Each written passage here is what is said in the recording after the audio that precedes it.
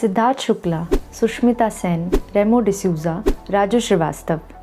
क्या आपको पता है इंडियन हार्ट एसोसिएशन के मुताबिक 100 में से 50% हार्ट अटैक्स उन लोगों में होते हैं जिनका एज 50 से कम है and the number is constantly rising. Welcome back to Fit Physio Mayuri and today we are going to be talking about rising heart attacks in young Indians. क्या इसका कारण कोविड है? Let's find out. Do you know India is called as the chronic heart disease capital in the world क्योंकि पूरे world का 80% cardiac burden India में है। Now heart attacks are a result of blockage in arteries.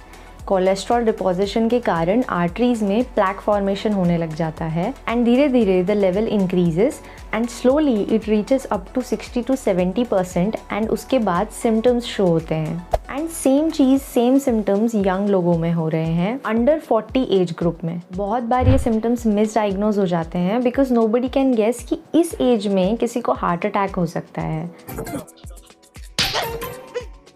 अबे गधे, कितनी over acting करता है तू? और कोई बीमारी नहीं आती तुझे? जब भी देखो तो छाती पकड़े क्योंकि ये डिसीज़ हुआ करती थी ओल्ड एज वालों की, बट नाउ इतने अनएक्सपेक्टेड केसेस देखने के बाद में age does not even matter. Heart disease is the number 1 cause of mortality among Indians. दूसरे कंट्रीज़ के कंपैरिजन में इंडियन पॉपुलेशन को हार्ट अटैक्स 8 से 10 साल पहले होने का रिस्क होता है। वाई? Because of genetics. अब वैसे तो एक कोई सिंगल कॉज सामने नहीं आया है for rising heart attacks in India. It is multifactorial factors जैसे कि नंबर 1 स्ट्रेस। बढ़ते वक्त के साथ, बढ़ते कंपटीशन के साथ स्ट्रेस भी बढ़ता जा रहा है हर एक इंडिविजुअल की लाइफ में। इनफैक्ट एक स्टडी के अकॉर्डिंग ज़्यादातर हार्ट अटैक्स मंडे को रिपोर्ट किए जाते हैं जब वर्किंग वीक शुरू होता है। Lack of sleep is also a major cause of stress. जब हम स्लीप की बात करते हैं तो सिर्फ क्वांटिटी ही नहीं बल्कि क्वालिटी ऑफ स्लीप भी बहुत इंपॉर्टेंट होता है। फॉर एग्जाम्पल, सोते वक्त अगर बेड पे फ़ोन स्क्रोलिंग करी जाती है फॉर लॉन्ग आवर्स देन वो हमारी स्लीप की क्वालिटी को बहुत ख़राब करता है। Number 2, lack of exercise and poor eating habits. WHO के अकॉर्डिंग हर एक इंडिविजुअल को पूरे वीक में 150 मिनट्स ऑफ एक्सरसाइज करना चाहिए and you will be shocked to know कि 41% ऑफ इंडियंस ऐसा नहीं करते हैं।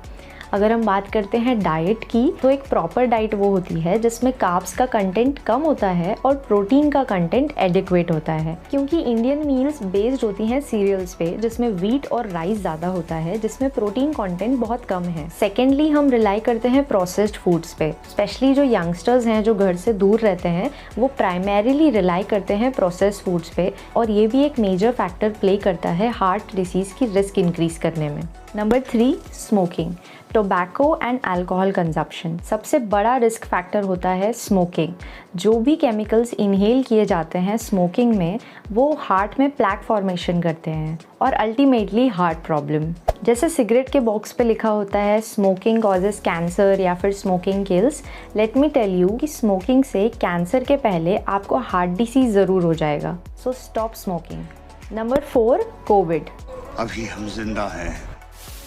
So yes, it is true. काफ़ी लोगों में जिनको प्रीवियसली कोविड हुआ था उनमें कुछ वक्त बाद हार्ट प्रॉब्लम्स देखी गई हैं without any risk factor. Number 5, air pollution. काफ़ी सारी रिसर्चर्स में ये बताया गया है कि जो नंबर ऑफ हार्ट अटैक्स का रेट था वो कोविड के दौरान इंक्रीज नहीं हुआ बल्कि एक स्टेडी रेट पे मेंटेन रहा बिकॉज लॉकडाउन के कारण पीपल स्टेड एट होम और उनका बाहर एयर पॉल्यूशन की तरफ एक्सपोजर नहीं हो पाया, which tells the close connectivity between air pollution and heart attacks. And lastly, over exercising. Surprising है पर सच है। इसका ये मतलब बिल्कुल भी नहीं है कि जिम जाना गलत है या फिर वेट लिफ्टिंग करना गलत है। Obviously not. प्रॉब्लम ये है कि लोगों को पता है कि उनको एक्सरसाइज करना है पर कितना और कौन से टाइप का एक्सरसाइज करना है इस बारे में कोई सोचना नहीं चाहता। फॉर एग्जांपल, अगर किसी को कोई कोमॉर्बिडिटी है जैसे कि हाइपरटेंशन, डायबिटीज़ या फिर एस्मा, तो उनके फिजिकल एक्टिविटी का जो मैक्सिमम रेंज है जितना वो हिट कर सकते हैं उस पर ऑलरेडी एक लिमिटेशन लग जाता है और अगर आप वो लिमिट पुश करते हैं तो बॉडी रिएक्ट करती है। एंड यहाँ पे I also want to highlight a very important point about anabolic steroids. जो भी लोग एनाबॉलिक स्टेरॉइड्स लेते हैं for body building, it has full potential to damage the heart, so better avoid it. अब इन सारे रिस्क फैक्टर्स से बचने के लिए आप क्या कर सकते हैं?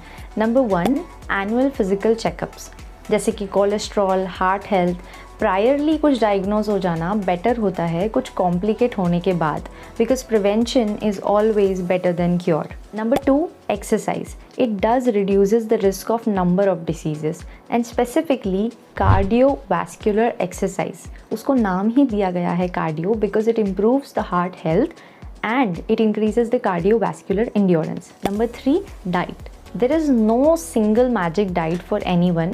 सबकी नीड्स के अकॉर्डिंग उनका डाइट डिफरेंट होता है। कभी कभी लोग एक दूसरे को देखकर सपोज किसी और को बेनिफिट हो रहा है कुछ सप्लीमेंट से और आप भी वही सप्लीमेंट लेना शुरू कर देते हैं and it turns out into some side effects because आपकी बॉडी में उस पर्टिकुलर चीज़ की ओवरडोजिंग हो जाती है।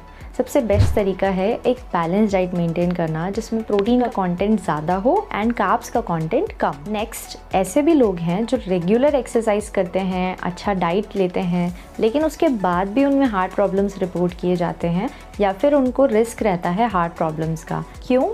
जेनेटिक्स। अब आते हैं मेन टॉपिक पे कि जिम जाएं या फिर नहीं। राजू भाई आप ही बताओ ना। अरे भाई क्या बताऊं मैं? लोग अवेयर हो रहे हैं फिटनेस की तरफ, योगा या जिम या रनिंग शुरू कर रहे हैं अपनी फिजिकल हेल्थ मेंटेन करने के लिए। अब सभी को पता है कि एक्सरसाइज आपके हार्ट को स्ट्रॉन्ग बनाएगी। सभी को एक्सरसाइज करना चाहिए, हमेशा करना चाहिए exercise at any as. But उसके पहले एक इम्पॉर्टेंट चीज़ पे ध्यान देना ज़रूरी है और वो है एक्सरसाइज डोसेज। हर किसी को फिटनेस रिजिम ज्वाइन करने से पहले एक फिजिकल हेल्थ चेकअप करवाना चाहिए। For example ETT, exercise tolerance test.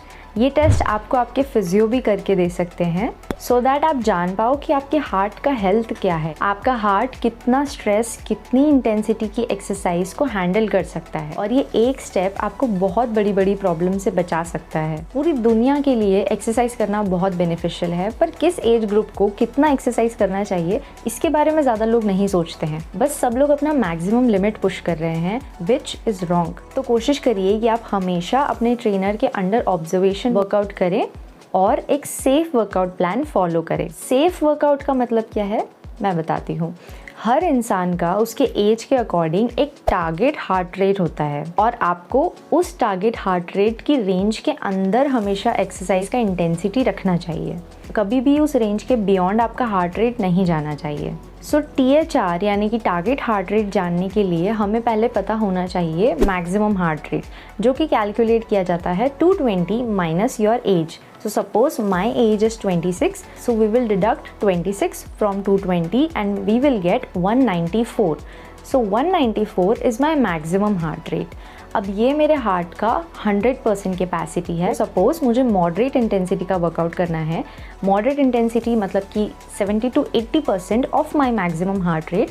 So how will I find my target heart rate? 70% of 194 and 80% of 194. तो ये हमें एक रेंज देता है that is 136 to 155 beats per minute. ये मेरे हार्ट का सेफेस्ट रेंज है टू एक्सरसाइज। अगर मैं इस रेंज में एक्सरसाइज करती हूँ then that is the safest for me. अब अगर किसी को विगरस इंटेंसिटी एक्सरसाइज करना है जैसे कि पावर लिफ्टिंग या फिर बॉडी बिल्डिंग में ऐसा कुछ इंटेंस मूवमेंट करना है तो उनको अपने मैक्सिमम हार्ट रेट का 80 to 90% रीच करना होता है। तो सेम इसी फॉर्मूला से हम 80% ऑफ 194 निकालेंगे and 90% of 194। That will give us 155 to 175 beats per minute. वैसे एक सेफ़ तरीका हमेशा यही है कि कभी भी 80% ऑफ मैक्सिमम हार्ट रेट से ज़्यादा का एक्सरसाइज इंटेंसिटी ना रखा जाए एंड किसी को देखकर ईगो लिफ्टिंग भी ना करी जाए। एक safe and at the same time beneficial protocol that can save you from several types of injuries and misfortune. सबसे पहले सबसे ज़रूरी चीज़ है वार्म अप। वार्म अप हमारी बॉडी को रेडी करता है फॉर द अपकमिंग एक्टिविटी। उसके बाद आता है टाइप ऑफ एक्सरसाइज। सबसे पहले aerobic exercises like running, walking, cycling that should be performed at least 30 minutes a day and 5 days a week. Secondly, resistance exercises या फिर body weight exercises, for example push-ups, squat, pull-ups and handheld weight exercises, they should be performed at least thrice a week. और हमेशा weight lifting के दौरान आपको progressive loading follow करना चाहिए। And lastly, जो काफ़ी सारे लोग मिस कर जाते हैं, एक्सरसाइज ख़त्म होने के बाद होता है कूल डाउन फेज। जिसमें आपको अपना ब्रीथिंग यानी कि रेस्पिरेटरी रेट और अपना heart rate back to normal लाना होता है। ड्यूरिंग कूल डाउन फेज ऐसा ज़रूरी नहीं है that you have to lie down on the ground. काफ़ी सारी रिसर्चर्स के according if you just walk slowly during the cool down phase that also helps really well to bring down the heart rate and the respiratory rate. So I hope कि आप ये सारी चीज़ें ध्यान रखेंगे एंड प्रिकॉशंस रखेंगे gym में, and ये मिथ ब्रेक करेंगे दूसरे लोगों में भी दैट जिम जाने से हार्ट अटैक हो रहा है। So keep exercising and take care.